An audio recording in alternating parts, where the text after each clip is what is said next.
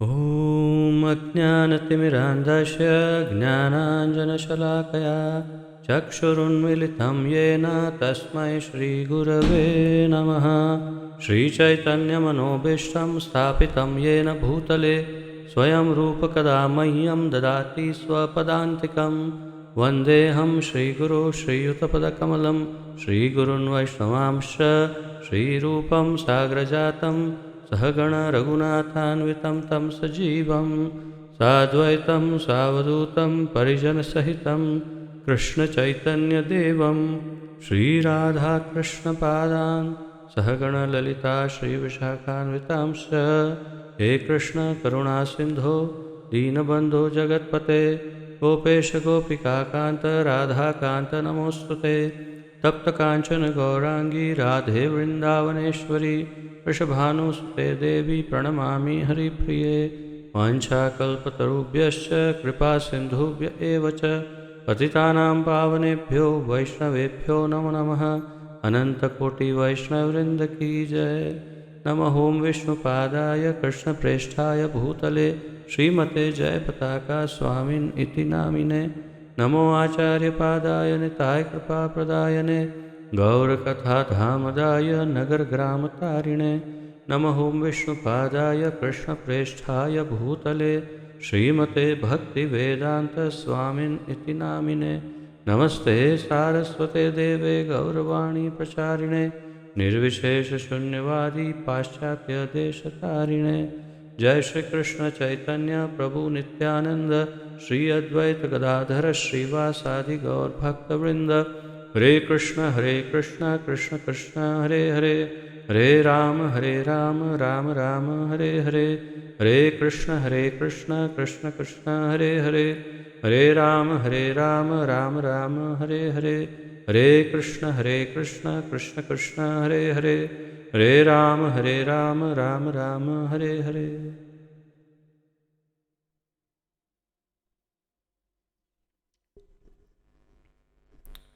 आप सबका बहुत बहुत स्वागत है आज के इस अत्यंत महत्वपूर्ण दिव्य कार्यक्रम में, जिसके अंतर्गत हम सम्मिलित रूप से श्रीमद् भगवद गीता यथारूप का अध्ययन कर रहे हैं, जिसका आलेखन हमारे इस्कॉन के संस्थापक आचार्य श्री श्रीमद् अभय चरणारविंद भक्तिवेदांत स्वामी श्रील प्रभुपाद जी ने किया है। श्रील प्रभुपाद की जय। तो 8वें अध्याय का अध्ययन जारी है। 8वें अध्याय में हमने 9 श्लोक तक का अध्ययन कर लिया है, तो 10वें श्लोक से आज प्रारंभ करेंगे, परंतु उससे पूर्व एक बार पुनरावर्तन कर लेते हैं, तत्पश्चात प्रारंभ करते हैं। श्लोक 7 से पुनरावर्तन करेंगे। तस्मात् सर्वेषु कालेषु मामनुस्मर युध्य च मय्यार्पित मनोबुद्धिर मामे वैश्यसि असंशयः। भगवान कहते हैं अर्जुन से, अतएव हे अर्जुन, तुम्हें सदैव कृष्ण रूप में मेरा चिंतन करना चाहिए और साथ ही युद्ध करने के कर्तव्य को भी पूरा करना चाहिए। अपने कर्मों को मुझे समर्पित करके तथा अपने मन एवं बुद्धि को मुझ में स्थिर करके तुम निश्चित रूप से मुझे प्राप्त कर सकोगे। 8वें श्लोक में भगवान कहते हैं, हे पार्थ, जो व्यक्ति मेरा स्मरण करने में अपना मन निरंतर लगाए रखकर अविचल भाव से भगवान के रूप में मेरा ध्यान करता है, वह मुझको अवश्य ही प्राप्त होता है। तो इन दोनों श्लोकों में 7 और 8 में भगवान बता रहे हैं कि कैसे भगवान की प्राप्ति हो सकती है। अभ्यास योग युक्तेन चेतसा नान्यगामिना परमं पुरुषम दिव्यम याति पार्थानुचिंतयन्। तो ये दोनों श्लोक में बता रहे हैं कि परम पुरुष जो है यानी भगवान यानी मैं, तो मेरा कैसे चिंतन किया जाएगा या करना चाहिए, कैसे मेरी प्राप्ति हो सकती है। स्वयं भगवान अपने श्रीमुख से अर्जुन को बता रहे हैं। हमने कल काफ़ी इसका विस्तार से अध्ययन किया था और फिर 9वें श्लोक में उनके गुणगान हैं। अब स्वयं ही अपने स्वरूप के गुणगान कर रहे हैं भगवान की। भगवान के अंदर क्या विशेषता होती है। कविं पुराणम अनुशासितारं मनोरमणीयान् समनुस्मरेद्यः सर्वस्य धातारम् अचिन्त्य रूपम आदित्यवर्णम तमसः परस्तात्। मनुष्य को चाहिए कि परम पुरुष का ध्यान सर्वज्ञ, पुरातन, नियंता, लघुतम से भी लघुतर, प्रत्येक के पालन करता, समस्त भौतिक बुद्धि से परे, अचिंत्य तथा नित्य पुरुष के रूप में करे। वे सूर्य की भांति तेजवान है और इस भौतिक प्रकृति से परे है, उनका दिव्य रूप है। तो इस प्रकार वे अपने ही दिव्य रूप का वर्णन कर रहे हैं 9वें अध्याय श्लोक में। और अब 10वां श्लोक आज प्रारंभ करते हैं। 10वें श्लोक में वास्तव में अंत काल में क्या करने से भगवान की प्राप्ति हो सकती है, उसका थोड़ा सा परिचय देते हुए अब भगवान ध्यान योग में कैसे मन को भगवान में लगा करके या भगवान में ध्यान लगा करके कैसे प्राण को त्याग करना, जीव को कैसे शरीर से निकालना, उसकी कुछ पद्धतियाँ दिखा रहे हैं। तो पढ़ते हैं, बहुत ही महत्वपूर्ण है, परंतु प्रभुपाद जी के तात्पर्यों में हमें इसकी स्पष्टता होगी, अन्यथा हम उलझ भी सकते हैं, क्योंकि भगवान अलग अलग प्रक्रियाएं बताते रहते हैं। तो प्रभुपाद जी के तात्पर्य से हम समझ पाएंगे कि वास्तव में क्या सबसे सरल पद्धति है अंत में भगवान को याद करने की। तो आइए 10वें श्लोक का उच्चारण करते हैं।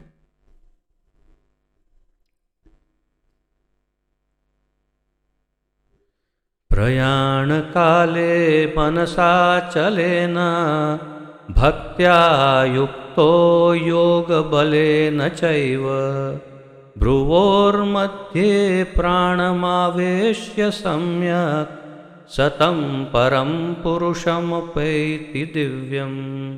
प्रयाण काले मनसा चलेन भक्त्या युक्तो योग बलेन चैव भ्रुवोर्मध्ये प्राणमावेश्य सम्यक् सतं परं पुरुषमुपैति दिव्यम्। भ्रुवोर्मध्ये, ये इसे भ्रुव कहते हैं, भंवरे, या अलग अलग भाषा में अलग अलग इसे कहा जाता है। तो ये आईब्रोज जो हैं उसके मध्य में प्राण को किस प्रकार ले जाके फिर क्या करना है, आइए पढ़ते हैं शब्दार्थ अनुवाद तथा तात्पर्य श्रील प्रभुपाद जी द्वारा। प्रयाण काले, मृत्यु के समय, मनसा, मन से, अचलेन, अचल या दृढ़, भक्त्या, भक्ति से, युक्तः, लगा हुआ, योग बलेन, योग शक्ति के द्वारा, च, भी, एव, निश्चय ही, भ्रुवोः यानी दोनों भौहों के मध्य, मध्य में, प्राणम यानी प्राण को, आवेश्य स्थापित करके, सम्यक पूर्णतया, सह वह, तम उस, परम दिव्य, परम अर्थात दिव्य, पुरुषम भगवान को, उपैति प्राप्त करता है, दिव्यम दिव्य भगवत धाम को। अनुवाद। मृत्यु के समय जो व्यक्ति अपने प्राण को भौहों के मध्य स्थिर कर लेता है और योग शक्ति के द्वारा अविचलित मन से पूर्ण भक्ति के साथ परमेश्वर के स्मरण में अपने आप को लगाता है, वह निश्चित रूप से भगवान को प्राप्त होता है। अब फिर से इसको ठीक से देखते हैं। इसमें सबसे विशिष्ट है भक्ति। यहाँ पर प्रभुपाद जी कह रहे हैं जो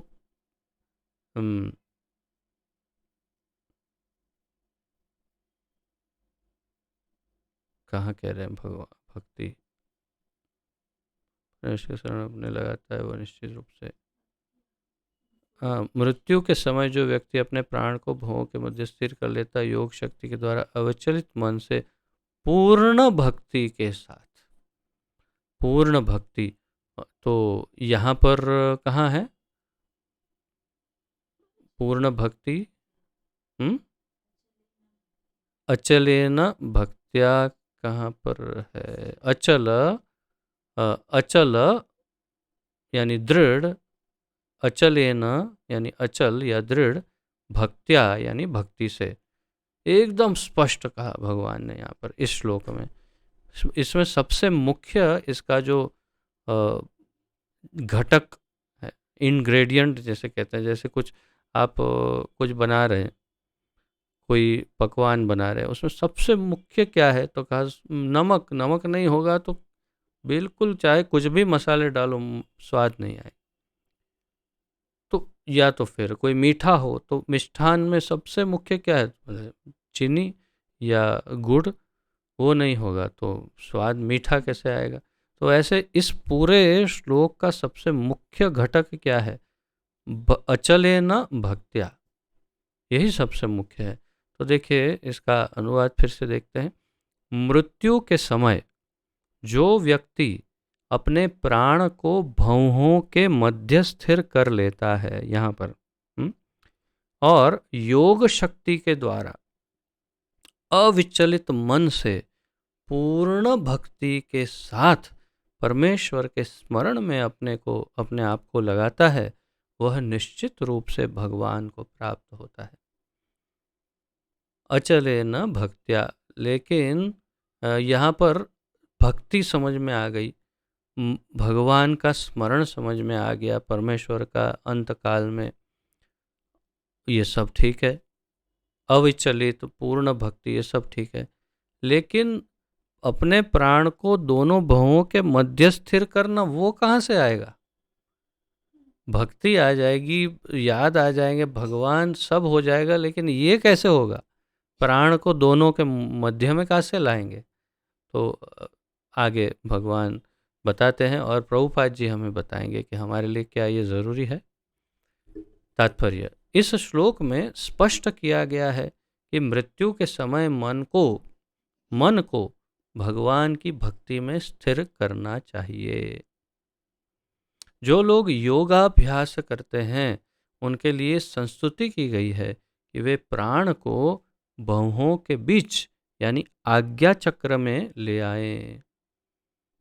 तब यहाँ क्या महत्वपूर्ण बात है? महत्वपूर्ण बात यह है कि जो लोग योग अभ्यास कर रहे हैं, वास्तव में जो ध्यान योग या अष्टांग योग कर रहे हैं, उनके लिए कहा गया कि वे अपने प्राण को यहाँ तक लेके आए। यहाँ पर षट चक्र योग के अभ्यास का प्रस्ताव है। अष्टांग योग जैसे हम कहते हैं, वैसे षट चक्र योग, षट चक्र योग अर्थात ये सब कुंडलिनियाँ और चक्र है हमारे शरीर में। तो एक एक चक्र का एक एक कुंडलिनी के स्थान है। जैसे ये ब्रह्मरंध्र है, ये जो सबसे टॉप पर है उसे ब्रह्मरंध्र कहते हैं।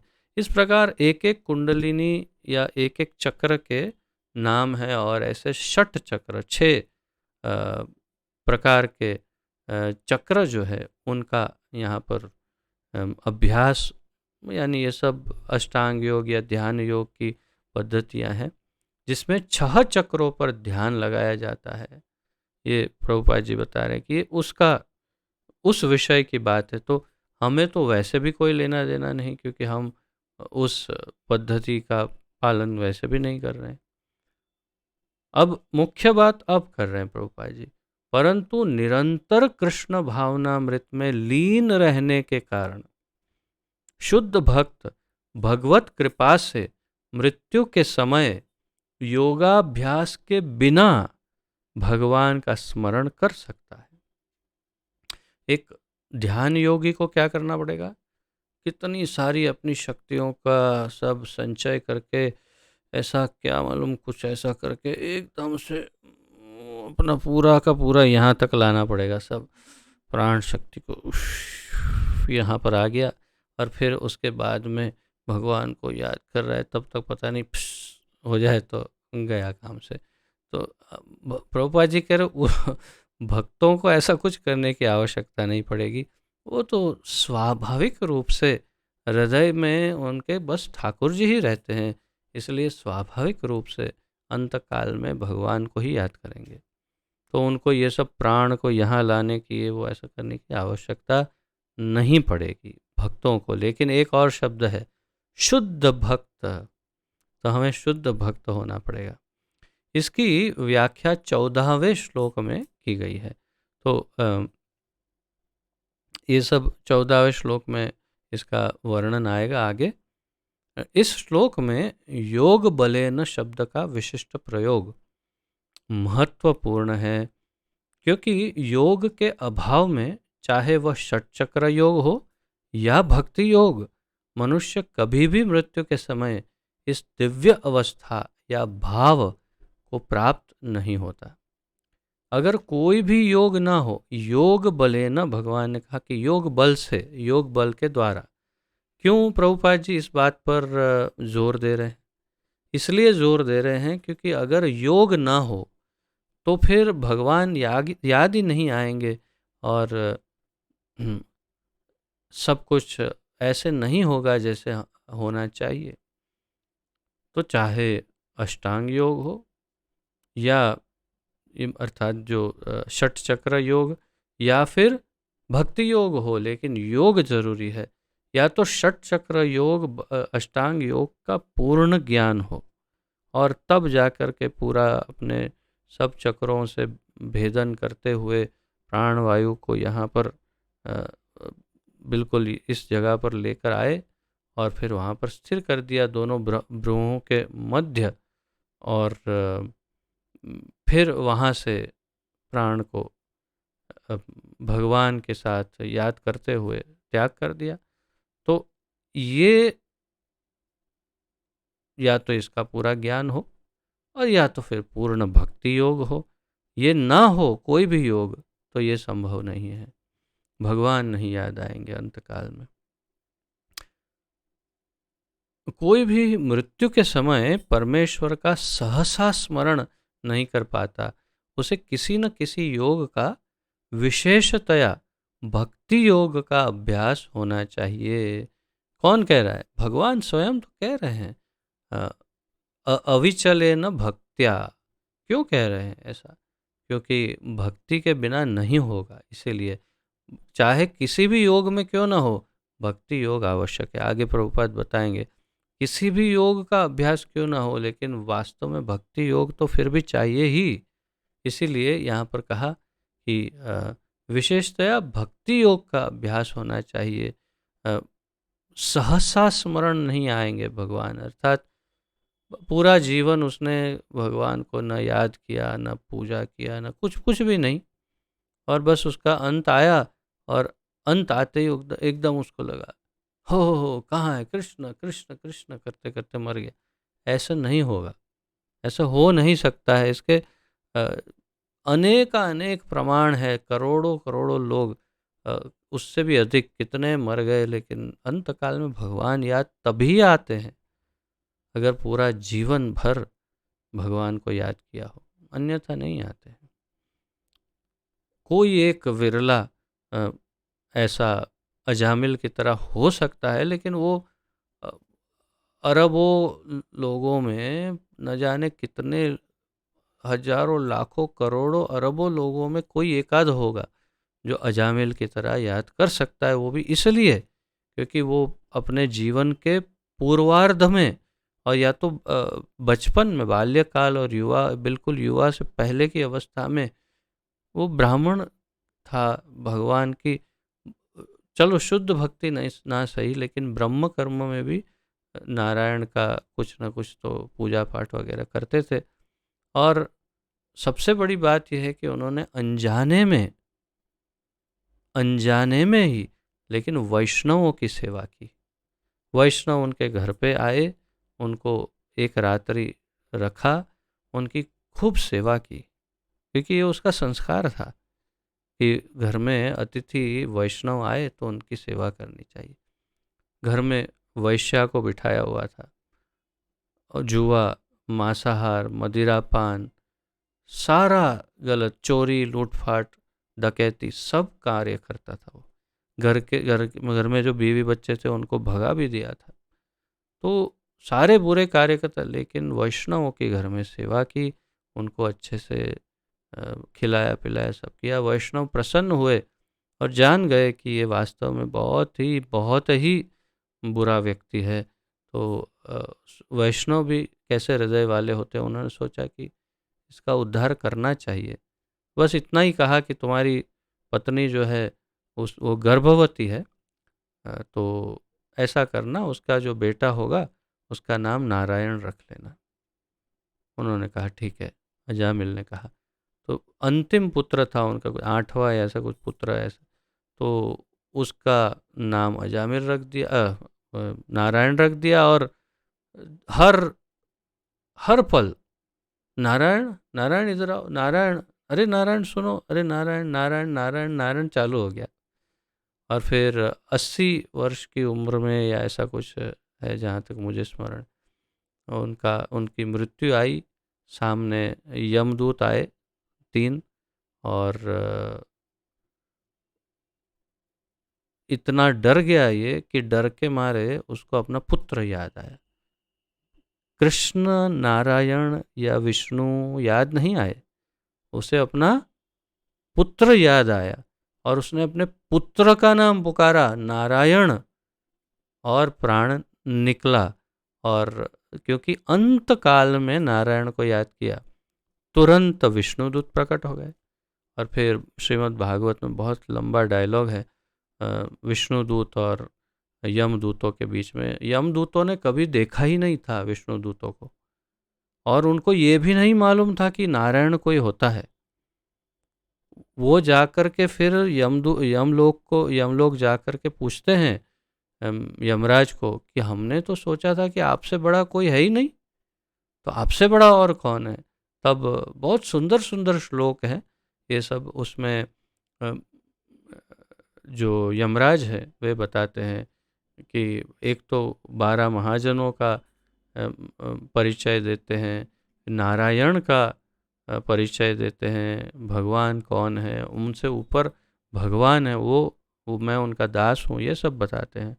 और फिर अंत में उनको ये भी कहते हैं कि गलती से भी कभी किसी वैष्णव के पास मत जाना, जो भी वैष्णव हो उनके पास भूल करके भी मत जाना, ये मेरा स्टैंडिंग इंस्ट्रक्शन है। अर्थात मैं हमेशा के लिए आप सभी यमदूतों को बता देता हूँ, भूल से भी किसी वैष्णव के पास मत जाना, उस पर हमारा। तो हम अजामिल की बात कर रहे थे कि उनको उन वैष्णवों की सेवा का फल प्राप्त हुआ। वैष्णवों ने उन्हें अपने बेटे का नाम अजामिल रखने को कहा। यमदूत जो उनको लेने आए थे उनको विष्णु दूतों ने समझा दिया कि नहीं, आप उनको नहीं ले जा सकते, आपका अधिकार नहीं है, और प्रेम से समझा रहे हैं, समझ जाओ, नहीं तो फिर वो लोग चले गए। और विष्णु दूत भी चले गए। और फिर ऐसा लिखा है भागवत में कि उनको जीवत दान मिला, अजामिल और लंबा जिए, और तुरंत उसी क्षण वहाँ से निकल गए। और वहाँ से मेरे ख्याल से काशी या बनारस कहीं एक जगह पर गंगा स्थान पर जाके रहे, और बाकी का जीवन जो है उन्होंने भगवान के भजन में बिताया। और फिर शुद्ध भक्त हुए, और फिर भगवान का वैकुंठ से विमान आया और उन्हें ले गया। लेकिन तात्पर्य यह है कि ऐसा सबके साथ नहीं होता कि कुछ कुछ ऐसा हो जाए कि जीवन भर नाम नहीं लिया लेकिन फिर भी नाम याद आ जाए भगवान का। ऐसा सबके साथ नहीं हो सकता। इसलिए मूल बात यह है कि हमें अभ्यास होना चाहिए भगवान का नाम जप करने का तथा भगवान को स्मरण करते रहने का। अगर भगवान को स्मरण नहीं किया होगा जीवन भर और भगवान का नाम नहीं लिया होगा तो मुश्किल हो सकता है। तो वास्तव में एक क्षमा करिएगा।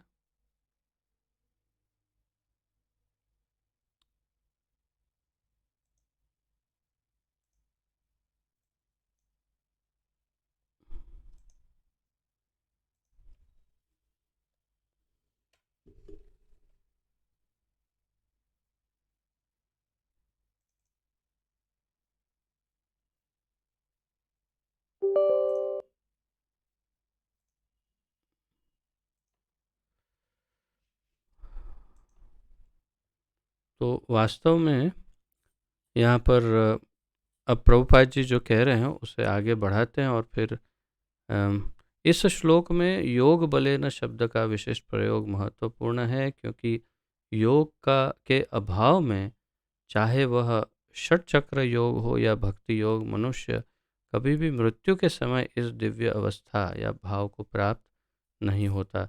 कोई भी मृत्यु के समय परमेश्वर का सहसा स्मरण नहीं कर पाता। उसे किसी न किसी योग का, विशेषतः भक्ति योग का अभ्यास होना चाहिए। क्योंकि मृत्यु के समय मनुष्य का मन अत्यधिक विचलित रहता है, अतः अपने जीवन में मनुष्य को योग के माध्यम से आध्यात्म का अभ्यास करना चाहिए। योग के माध्यम से आध्यात्म का अभ्यास करना चाहिए। ये कह कर के प्रभुपाद जी यहाँ विराम लेते हैं 11वां श्लोक। और अब आइए 11वां श्लोक का उच्चारण करते हैं तथा उसका फिर अध्ययन करते हैं।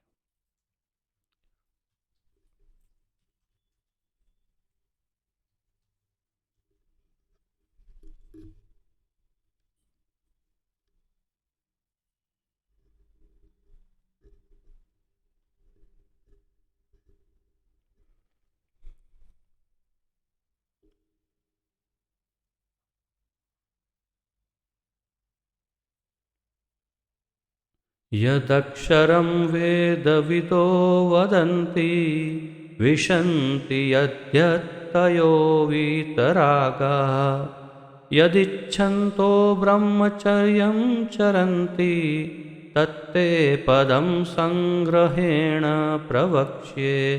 यदक्षरं वेदविदो वदन्ति विशन्ति यद्यत्तयो वीतरागाः यदिच्छन्तो ब्रह्मचर्यं चरन्ति तत्ते पदं संग्रहेण प्रवक्ष्ये। अब भगवान ने ये तो बता दिया कि यहाँ पर ले आओ, ये करो वो करो, लेकिन समझ गए कि अर्जुन को शायद आता नहीं होगा ये कैसे करना, तो चलो अर्जुन को सिखा भी देते हैं कि ये प्रक्रिया कैसे होती है। तो अब भगवान इसकी प्रक्रिया समझा रहे हैं। शब्दार्थ, यत जिस, अक्षरम अक्षर ओम को, वेद विद वेद विदह यानी वेदों के ज्ञाता, वदंती कहते हैं, विशंति प्रवेश करते हैं, यत जिसमें, यतयः बड़े बड़े मुनि, वीत रागाः संन्यास आश्रम में रहने वाले सन्यासी, यत जो, इच्छन्तः इच्छा करने वाले, ब्रह्मचर्यम ब्रह्मचर्य का क्षमा करिए चरंती अभ्यास करते हैं, तत् उस, ते तुमको, पदम पद को, संग्रहेण संक्षेप में, प्रवक्ष्ये मैं बतलाऊंगा। अनुवाद, जो वेदों के ज्ञाता हैं, जो ओमकार का उच्चारण करते हैं और जो सन्यास आश्रम के बड़े बड़े मुनि हैं, वे ब्रह्म में प्रवेश करते हैं। ऐसी सिद्धि की इच्छा करने वाले ब्रह्मचर्य व्रत का अभ्यास करते हैं। अब मैं तुम्हें वह विधि बताऊंगा जिससे कोई भी व्यक्ति मुक्ति लाभ कर सकता है। तो फिर से देखते हैं, जो वेदों के ज्ञाता है, एक क्या गुण होने चाहिए वो देखिए, आप नोट भी कर सकते हैं इस चीज़ को। जो वेदों के ज्ञाता है, जो ओमकार का उच्चारण करते हैं, और जो सन्यास आश्रम के बड़े बड़े मुनि हैं, तो एक तो सन्यासी हो, फिर ओमकार का उच्चारण करते हो, और वेदों का ज्ञान भी हो, वे ब्रह्म में प्रवेश करते हैं। तो ब्रह्म में कौन प्रवेश कर सकता है, उसके लिए क्या लायकात है, उसके लिए क्या क्या एलिजिबिलिटी, उसके उनमें क्या गुण होने चाहिए जिससे वे ब्रह्म में प्रवेश कर सके। तो सन्यासी हो, ओमकार का उच्चारण करते हो, और वेदों के ज्ञाता हो। ऐसी सिद्धि की इच्छा करने वाले ब्रह्मचर्य व्रत का अभ्यास करते हैं। तो वैसे तो सामान्य बुद्धि की बात है कि सन्यासी है तो स्वाभाविक है कि ब्रह्मचारी है, लेकिन फिर भी भगवान ने स्पष्ट किया कि किसी को अगर नहीं समझ में आता हो तो ब्रह्मचर्य व्रत का भी पालन परम आवश्यक है। तो ये चौथा लक्षण या गुण है ब्रह्म में प्रवेश करने के लिए। तो वेदों का ज्ञान, ओमकार का उच्चारण, संन्यास आश्रम और ब्रह्मचर्य व्रत का अभ्यास। और फिर उनको लगा कि आता नहीं होगा अर्जुन को, चलो बताते हैं कैसे करते हैं। तो अब मैं तुम्हें वह विधि बताऊंगा जिससे कोई भी व्यक्ति मुक्ति लाभ कर सकता है, अर्थात कोई भी मुक्त हो सकता है, जीवन मुक्त मुक्ति प्राप्त कर सकता है। तात्पर्य, श्री कृष्ण अर्जुन के लिए षट चक्र योग की विधि का अनुमोदन कर चुके हैं, जिसमें प्राण को भौहों के मध्य स्थिर करना होता है। यह मानकर कि हो सकता है अर्जुन को षट चक्र योग का अभ्यास न आता हो, कृष्ण अगले श्लोक में इसकी विधि बताते हैं। तो ये उन्होंने धारणा की, भगवान ने, कि अर्जुन को षट चक्र योग विधि नहीं आती होगी। तो अगले श्लोक में फिर विधि बताते हैं। भगवान कहते हैं कि ब्रह्म यद्यपि अद्वितीय है, किंतु उसके अनेक स्वरूप होते हैं। विशेषतया निर्विशेषवादियों के लिए अक्षर या ओमकार ब्रह्म है। कृष्ण यहाँ पर निर्विशेष ब्रह्म के विषय में बता रहे हैं, जिसमें सन्यासी प्रवेश करते हैं। यहाँ कृष्ण किसके विषय में बता रहे हैं? निर्विशेष, निराकार, निर्गुण ब्रह्म जो है, उस ब्रह्म के विषय में भगवान बता रहे हैं, जिसमें सन्यासी प्रवेश करते हैं। वैष्णव सन्यासी नहीं, सामान्य रूप से जो सन्यास आश्रम लेते हैं और जो भक्त नहीं होते, वे इस ब्रह्म में प्रवेश करते हैं।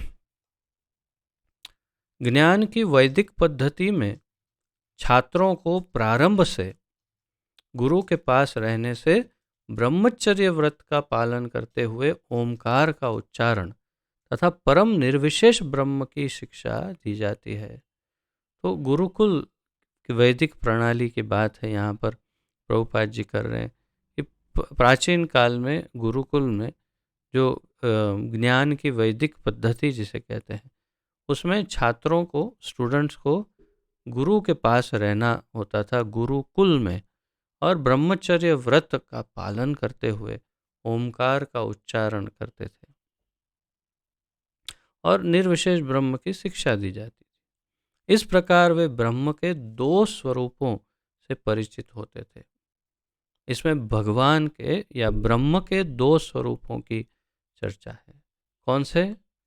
यह प्रथा छात्रों के आध्यात्मिक जीवन के विकास के लिए आवश्यक है, किंतु इस समय ऐसा ब्रह्मचर्य जीवन यानी अविवाहित जीवन सामान्य रूप से बिता पाना बिल्कुल संभव नहीं है। यहाँ पर प्रभुपाद जी ने, क्योंकि ये सबसे पहले ये भगवत गीता उन्होंने अंग्रेजी में लिखी, और उस उद्देश्य से लिखी कि न केवल भारतीय, पढ़े लिखे भारतीय, परंतु पूरे विश्व में जो भी अंग्रेजी भाषा बोलते हैं वे सब इसका अध्ययन कर पाए, उस उद्देश्य से उन्होंने ये लिखी है। तो इसलिए ब्रह्मचर्य जीवन को हम समझते हैं कि ब्रह्मचारी किसे कहते हैं। ब्रह्मचर्य व्रत बड़ा कठिन होता है, उसमें बहुत सारे नियम होते हैं कि ज़मीन पर सोना, कुछ ही प्रकार का भोजन करना, सुबह इतने बजे उठना, ये करना, ये नहीं करना, इतनी बार खाना, और किसी भी प्रकार से वीर्य जो है अपना, उसे वीर्य को संचित करके रखना, उसका स्खलन न होने देना।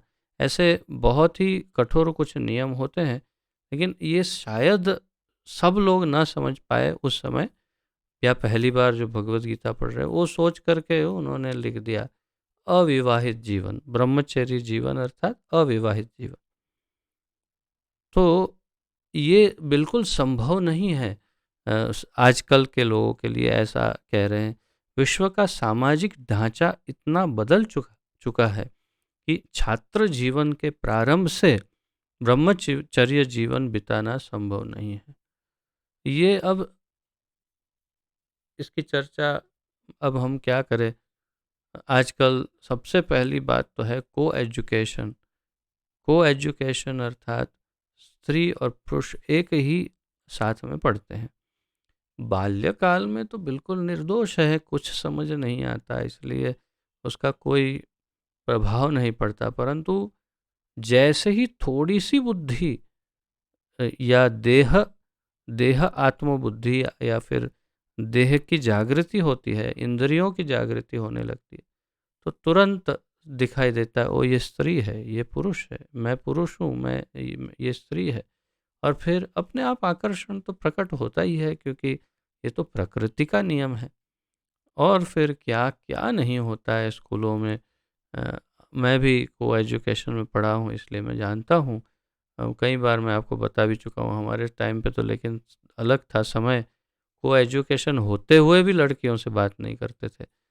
लेकिन अब तो बात ही छोड़ दीजिए, ऐसा वातावरण हो गया।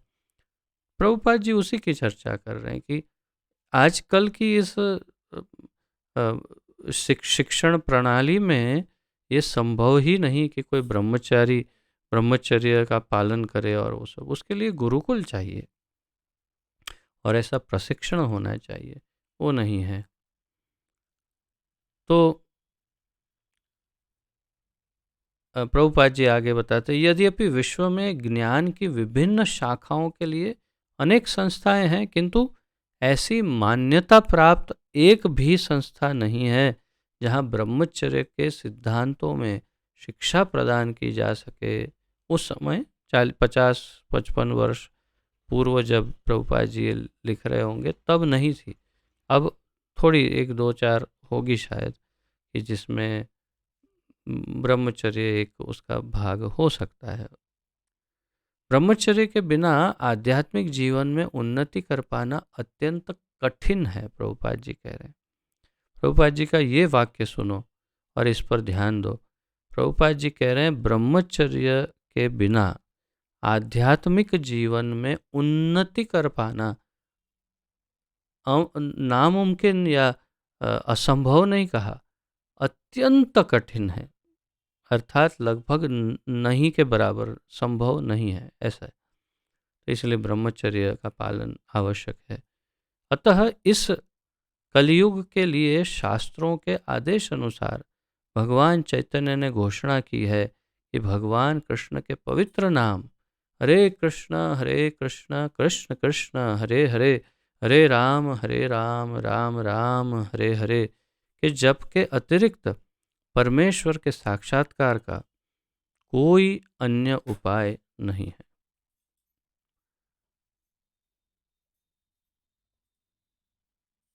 अब 12वां श्लोक देखते हैं,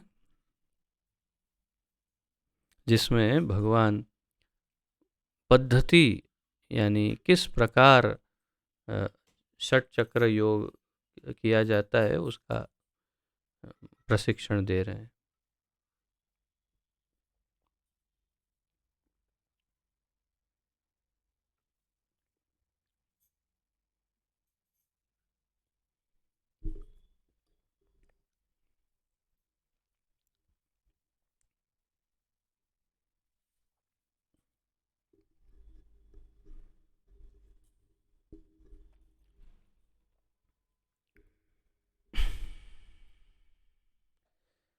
सर्वद्वाराणि संयम्य मनोहृदि निरुध्य च मूर्धन्याधायात्मनः प्राणम् आस्थितो योगधारणम् सर्वद्वाराणि संयम्य मनोहृदि निरुध्य च मूर्धन्याधायात्मनः प्राणम् आस्थितो योगधारणम्। मूर्धनि आधाय आत्मनः।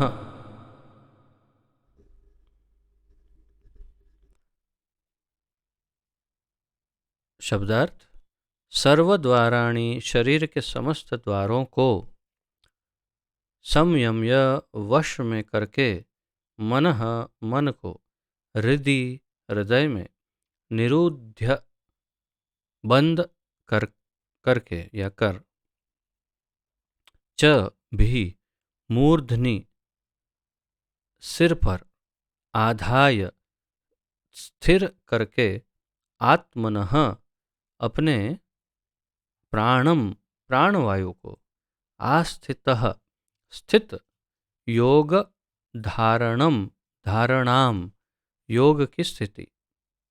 अनुवाद: समस्त इंद्रिय क्रियाओं से विरक्ति को योग की स्थिति या योग धारणा कहा जाता है। इंद्रियों के समस्त द्वारों को बंद करके तथा मन को हृदय में और प्राण वायु को सिर पर केंद्रित करके मनुष्य अपने आप को योग में स्थापित करता है। फिर से, समस्त इंद्रिय क्रियाओं से विरक्ति को योग की स्थिति कहा जाता है। जब सारी इंद्रियां उसकी क्रियाएं बंद हो जाए, सारी इंद्रियों की क्रिया बंद हो जाए, यानी स्थिर हो जाए एकदम, उस स्थिति को योग धारणा या योग की स्थिति कहा जाता है। जब सारी इंद्रियां अपनी क्रियाओं से मुक्त हो जाए। इंद्रियों के समस्त द्वारों को बंद करके, हमारे शरीर में 9 द्वार हैं। 2 आँखें, 2 कान 4, 2 नासिकाएं 6, 1 मुंह 7 और जनेंद्रिय और गुदा द्वार, मल त्याग का द्वार, यानी 8 और 9। तो ये 9 द्वार का नवद्वारे पूरे देही कहते हैं। तो ये 9 द्वार का पूर या नगर माना जाता है हमारा शरीर। तो ये 9 द्वार इंद्रियों के 9 द्वार हैं वास्तव में। यहाँ बताया कि इंद्रियों के समस्त द्वारों को बंद करके तथा मन को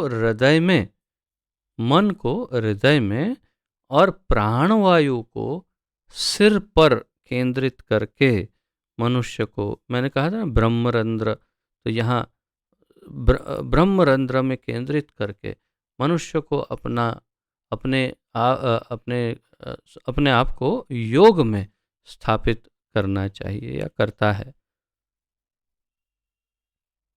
तात्पर्य: इस श्लोक में बताई गई विधि से योगाभ्यास के लिए सबसे पहले इंद्रिय भोग के सारे द्वार बंद करने होते हैं।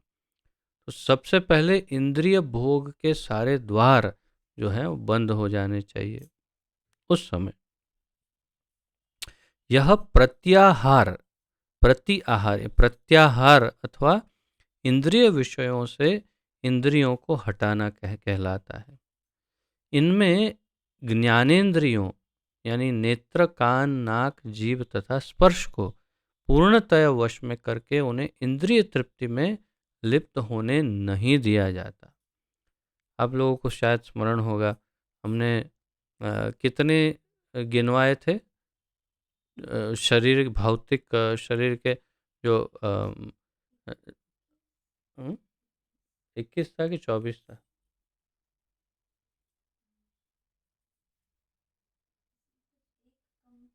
एक कम था, मतलब क्या एक कम था? 23 था, एक 24वां नहीं मिल रहा था, ऐसा था ना। लेकिन 24 तो दिए हैं प्रभुपाद जी ने। जो मतलब वो जो चार्ट था, जो चार्ट मैंने शेयर भी किया ग्रुप में, उसमें 24 बताए हुए हैं ना। तो और वो उस श्लोक में अम, भूमि रापो नलो वायु खम मनो बुद्धि रेव च इत्यादि, उसी में ये सारे हमने चर्चा की थी। ज्ञानेंद्रिया, 5 ज्ञानेंद्रिया, कर्मेंद्रियाँ, तो ये मिल के 10, और फिर अलग अलग ये सब हमने चर्चाएं की थी। तो उसमें ज्ञानेंद्रिय, ज्ञानेंद्रिय अर्थात उन इंद्रियों के द्वारा, जिन इंद्रियों के द्वारा ज्ञान किसी प्रकार से प्राप्त हो। नेत्र, नेत्रों से ज्ञान मिलता है। कान, कान से सुन के ज्ञान मिलता है। नाक, नाक से सूंघ के ज्ञान मिलता है, जाना जा सकता है ये क्या है। जीवा से भी टेस्ट करके ज्ञान मिलता है।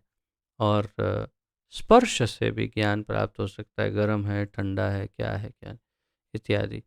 तो अ, ये ज्ञानेंद्रियां, इनमें इनको पूर्णतः वश में करके और इंद्रिय तृप्ति में लिप्त न होने दिया जाता, नहीं होने नहीं दिया जाता है। इस प्रकार मन हृदय में स्थित परमात्मा पर केंद्रित होता है और प्राणवायु को सिर के ऊपर तक चढ़ाया जाता है। इसका विस्तृत वर्णन 6ठे अध्याय में हो चुका है। किंतु जैसा कि पहले कहा जा चुका है, अब यह विधि व्यवहारिक नहीं है। अब इस कलयुग में ये विधि व्यवहारिक नहीं है, संभव 99.9% संभव नहीं है, क्योंकि हमें ऐसी कैपेसिटी नहीं है कलयुग के लोगों में। सबसे उत्तम विधि तो प्रभुपाद जी बता रहे हैं, सबसे उत्तम विधि तो कृष्ण भावनामृत है।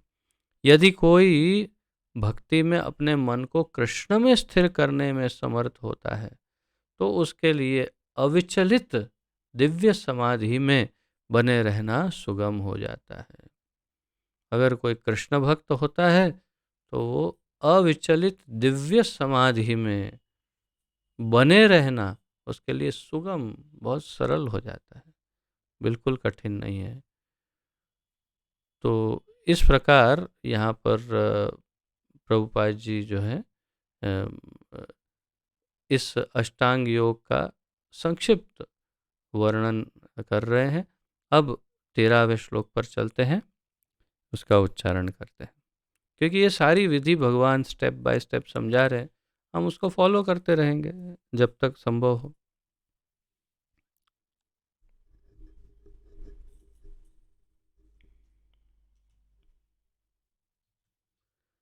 ॐ इत्येकाक्षरं ब्रह्म व्याहरं मामनुस्मरन् यः प्रयाति त्यजन् देहं स याति परमां गतिम्। ॐ इत्येकाक्षरं ब्रह्म व्याहरन् मामनुस्मरन् यः प्रयाति त्यजन् देहं स याति परमां गतिम्।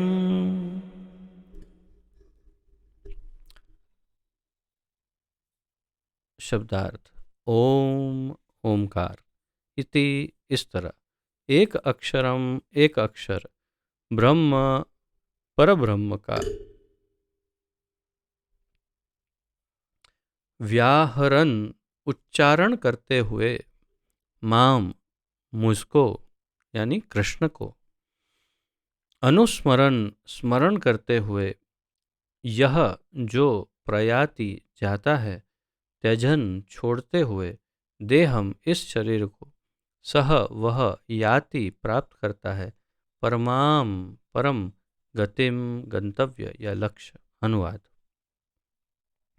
इस योगाभ्यास में स्थित होकर तथा अक्षरों के परम संयोग यानी ओमकार का उच्चारण करते हुए यदि कोई भगवान का चिंतन करता है और अपने शरीर का त्याग करता है तो वह निश्चित रूप से आध्यात्मिक लोकों को जाता है। फिर से सुनिए, इस योगाभ्यास में स्थित होकर, इस योगाभ्यास में अर्थात षट चक्र योगाभ्यास जो भगवान ने जो बताया कि सारा यहाँ पर ध्यान केंद्रित है और फिर प्राण वायु यहाँ ले आए, मन को हृदय में परमात्मा में लगाया, सारी इंद्रियों को बंद कर दिया। इस प्रकार का जो योगाभ्यास है उसमें स्थित होकर अक्षरों के परम संयोग यानी ओमकार का उच्चारण करते हुए यदि कोई भगवान का चिंतन करता है और अपना शरीर त्याग करता है तो निश्चित रूप से आध्यात्मिक लोक पहुंच जाता है। तात्पर्य, यहाँ स्पष्ट उल्लेख हुआ है कि ओम ब्रह्म तथा भगवान कृष्ण परस्पर भिन्न नहीं है। ओमकार, ब्रह्म और कृष्ण ये एक ही है वास्तव में। ओम कृष्ण की निर्विशेष ध्वनि है। भगवान के निर्विशेष जो उनका विस्तार है उसकी ध्वनि, उसका ध्वनि स्वरूप जो है वो ओमकार है। लेकिन हरे कृष्ण में यह ओम सन्निहित है। जब हम हरे कृष्ण कहते हैं तो उसमें ओमकार सन्निहित है, मतलब उसका एक भाग है। वो कैसे? क्योंकि कृष्ण सबका उद्गम है और हरे कृष्ण में कृष्ण है, इसमें कृष्ण है उसमें सब कुछ है। इस युग के लिए हरे कृष्ण मंत्र जप की स्पष्ट संस्तुति है। अतः यदि कोई हरे कृष्ण कृष्ण कृष्ण हरे हरे, हरे राम राम राम हरे हरे, इस मंत्र का जप करते हुए शरीर त्याग करता है तो वह अपने अभ्यास के गुणानुसार आध्यात्मिक लोक में से किसी एक लोक को जाता है। कृष्ण के भक्त कृष्ण लोक या गोलोक वृंदावन को जाते हैं। सगुणवादियों के लिए आध्यात्मिक आकाश में अन्य अनेक लोक हैं, किंतु जिन्हें वैकुंठ लोक कहते हैं, किंतु निर्विशेषवादी तो ब्रह्म ज्योति में ही रह जाते हैं। कृष्ण या नारायण के भक्त जो हैं, विष्णु तत्व के भक्त, वो सब वैकुंठ में प्रवेश करते हैं और जो निर्विशेषवादी है वो ब्रह्म ज्योति में रह जाते हैं, ऊपर नहीं जा सकते उससे। और 14वां भी ले लेते हैं श्लोक, इसके बाद विराम लेंगे। ये आप इसे भी स्मरण कर सकते हैं। मुझे ये अच्छा लगा था श्लोक, मैंने बहुत वर्षों पूर्व इसे कंठस्थ किया था। महत्वपूर्ण है, इसे कंठस्थ किया जा सकता है।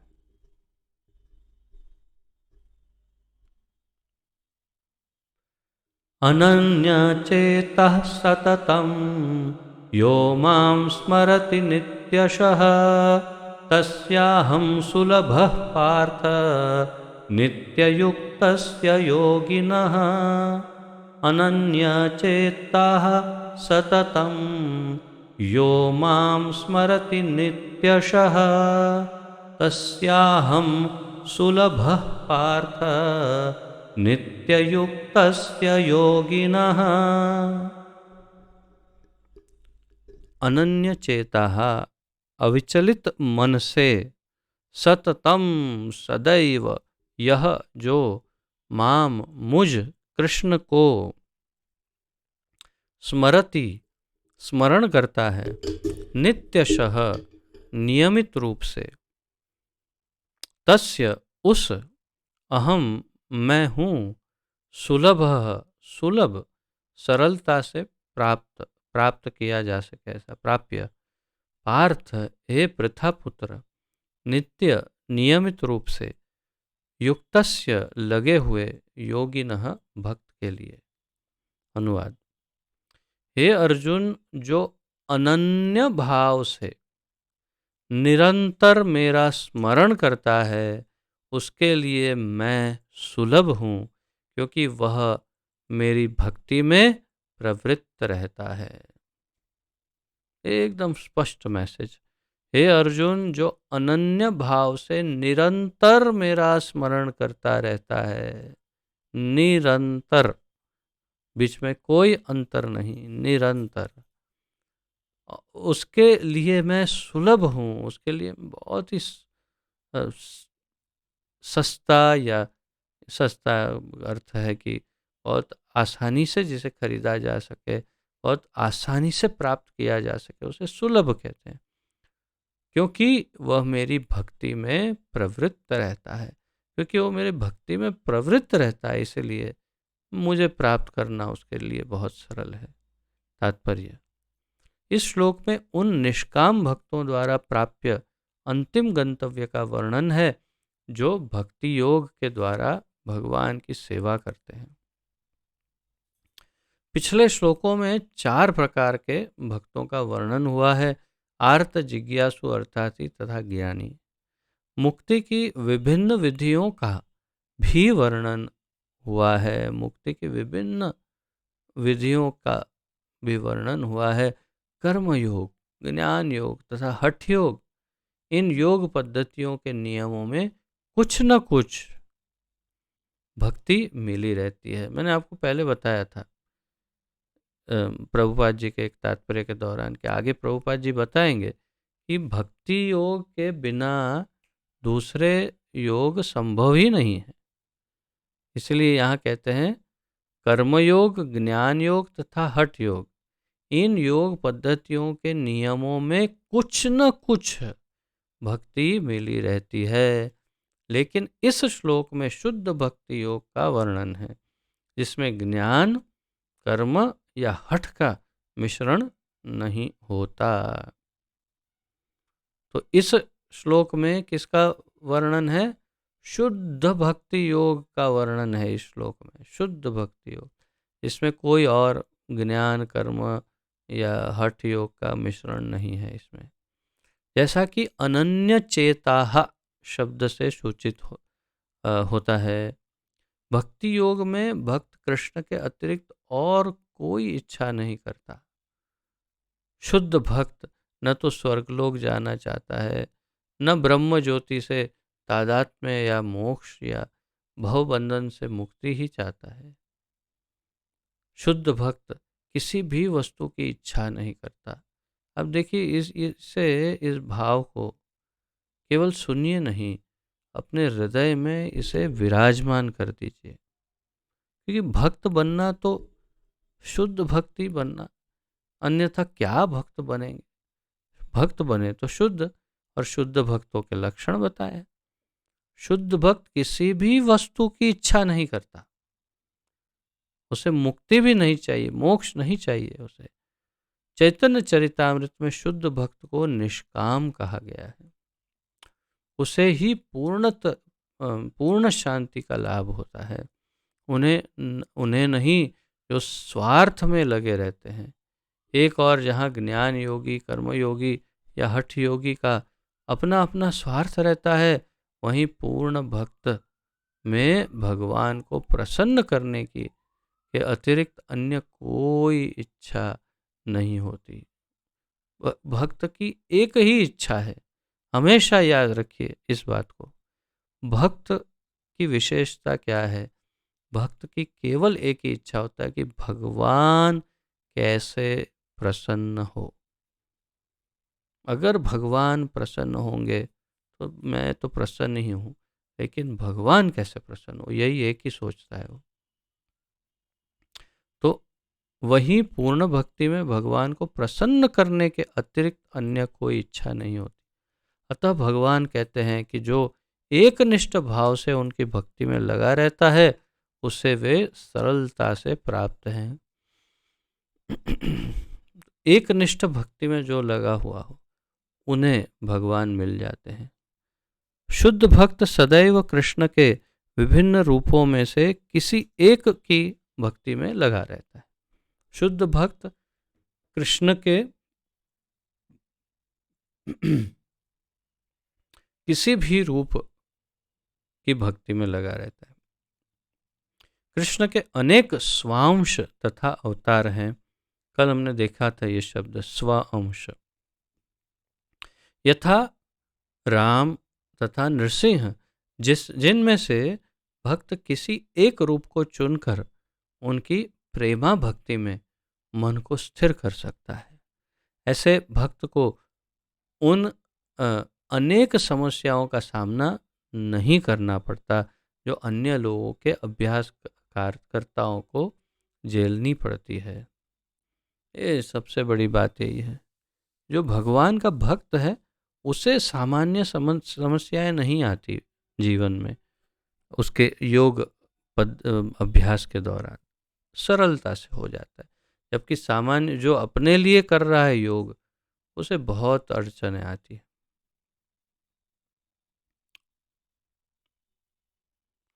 भक्ति योग अत्यंत सरल, शुद्ध तथा सुगम है। इसका शुभ आरंभ हरे कृष्ण जप से किया जा सकता है। भगवान सब पर कृपालु हैं, किंतु जैसा कि पहले कहा जा चुका है, जो अनन्य भाव से उनकी सेवा करते हैं उनके ऊपर विशेष कृपालु रहते हैं। जो अनन्य भाव, अन्य यानी दूसरा कोई नहीं, केवल कृष्ण, मात्र कृष्ण, कोई और नहीं, किसी और का विचार नहीं, ऐसे भाव से जो उनकी सेवा करता है उन पर उनकी विशेष कृपा रहती है। भगवान ऐसे भक्तों की सहायता अनेक प्रकार से करते हैं। ऐसे भक्तों की सहायता करते हैं भगवान, जैसा कि वेदों में कठ उपनिषद में कहा गया है, यमै वैश्य वृणुते तेन लभ्य तस्यैष आत्मा विवृणुते तनुम स्वाम। जिसने पूरी तरह से भगवान की शरण ले ली है और जो उनकी भक्ति में लगा हुआ है, वही भगवान को यथारूप में समझ सकता है। तथा गीता में 10वें अध्याय का 10वां श्लोक है, कहा गया है, ददामि बुद्धि योगम तम। ऐसे भक्त को भगवान पर्याप्त बुद्धि प्रदान करते हैं जिससे वह उन्हें भगवत धाम में प्राप्त कर सके। काफी लंबा है लेकिन समय है हमारे पास। शुद्ध भक्त का सबसे बड़ा गुण यह है कि वह देश अथवा काल का विचार किए बिना अनन्य भाव से कृष्ण का ही चिंतन करता है। बल्कि आपको इस तात्पर्य में से शुद्ध भक्त के लक्षण और शुद्ध भक्त और सामान्य योगी में जो अंतर है, वो सब की नोट्स इसमें से आपको स्वयं बना करके लिखनी चाहिए। बहुत ही सरल है, अच्छा है, बहुत अच्छा समझाया है। तो विशेष रूप से शुद्ध भक्त के विषय में बहुत समझाया प्रभुपाद जी ने। तो शुद्ध भक्त का सबसे बड़ा गुण यह है कि वह देश अथवा काल का विचार किए बिना अनन्य भाव से कृष्ण का ही चिंतन करता रहता है। उसका किसी तरह का व्यवधान नहीं होना चाहिए। उसको किसी तरह का व्यवधान नहीं होना चाहिए, यानी कोई डिस्टर्बेंस, कोई परेशानी नहीं होनी चाहिए उसे कहीं भी और किसी भी समय अपना सेवा कार्य करते रहने में समर्थ होना चाहिए। अवश्य नोट्स बनाइए इसमें से, बहुत सारे एक एक पॉइंट को अलग करिए और लिखिए कि किस प्रकार उसमें क्या क्या होना चाहिए, कैसे होना चाहिए। कुछ लोगों का कहना है कि भक्तों को वृंदावन जैसे पवित्र स्थानों में या किसी पवित्र नगर में जहाँ भगवान रह चुके हैं रहना चाहिए, किंतु शुद्ध भक्त कहीं भी रहकर अपनी भक्ति से वृंदावन जैसा वातावरण उत्पन्न कर सकता है।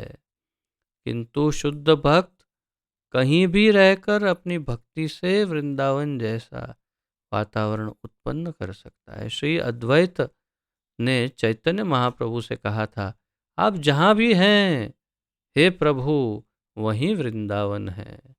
आप जहाँ भी हैं प्रभु वहीं पर वृंदावन है, महाप्रभु को कहा अद्वैत आचार्य ने। जैसा कि सततम तथा नित्यशः शब्दों से सूचित होता है, शुद्ध भक्त निरंतर कृष्ण का ही स्मरण करता है और उन्हीं का ध्यान करता है। यह शुद्ध भक्त के गुण हैं, जिनके लिए भगवान सहज सुलभ है। गीता समस्त योग पद्धतियों में से भक्ति योग की ही संस्तुति करती है। श्रीमद् भगवद गीता अनेक प्रकार के भक्ति योगों में सबसे अधिक किसकी संस्तुति अर्थात किसका प्रमोशन करती है, प्रोपोगंडा करती है, तो भक्ति योग का। सामान्यतः भक्ति योगी 5 प्रकार की से भक्ति में लगे रहते हैं। 5 प्रकार की भक्ति बताइए, जो हम तो सब ये सब पढ़ चुके हैं, भक्ति रसामृत सिंधु और उपदेशामृत और ब्रह्म संहिता, ये सब मिला जुला करके यहाँ तक कि चैतन्य महाप्रभु की लीलाएं, वो सब जो किताबें की, उस सब में ये सब कई बार किया है। लेकिन फिर भी यहाँ पर 5 प्रकार के जो भक्त बताए। शांत भक्त, जो उदासीन रहकर भक्ति में युक्त होता है। 2 दास्य भक्त, जो दास के रूप में भक्ति में युक्त होते हैं। 3 सख्य भक्त, जो सखा रूप में भक्ति में युक्त रहते हैं। वात्सल्य भक्त, जो माता पिता की भांति भक्ति में युक्त होते हैं। और 5वां माधुर्य भक्त, जो परमेश्वर के साथ दाम्पत्य प्रेमी की भांति भक्ति में युक्त होते हैं। शुद्ध भक्त इनमें से किसी में भी परमेश्वर की प्रेमा भक्ति में युक्त होता है और उन्हें कभी नहीं भूल पाता, जिससे भगवान उसे सरलता से प्राप्त हो जाते हैं। जिस प्रकार शुद्ध भक्त क्षण भर के लिए भी भगवान को नहीं भूलता, उसी प्रकार भगवान भी अपने शुद्ध भक्त को क्षण भर के लिए भी नहीं भूलते। जैसे शुद्ध भक्त नहीं भूलता, वैसे भगवान भी एक क्षण के लिए भी भगवान अपने शुद्ध भक्त को नहीं भूलते। हरे कृष्ण कृष्ण कृष्ण हरे हरे, हरे राम राम राम हरे हरे। इस महामंत्र के कीर्तन की कृष्ण भावना भावित विधि का यही सबसे बड़ा आशीर्वाद है। तो यही कृष्ण भावना भावित विधि जो है, उसका ये सबसे बड़ा आशीर्वाद है। क्या? ये 16 अक्षर 16 शब्दों वाला महामंत्र। तो इस प्रकार यहाँ पर 14वें श्लोक का समापन हुआ। 15वां श्लोक फिर अत्यंत महत्वपूर्ण, कंठस्थ करने योग्य है। ये सब हम कल इसकी चर्चा करेंगे। आज यहाँ विराम लेते हैं। यदि किसी का कोई प्रश्न हो, उत्कंठा, सुधार सुझाव आदि, तो प्रस्तुत कर सकते हैं।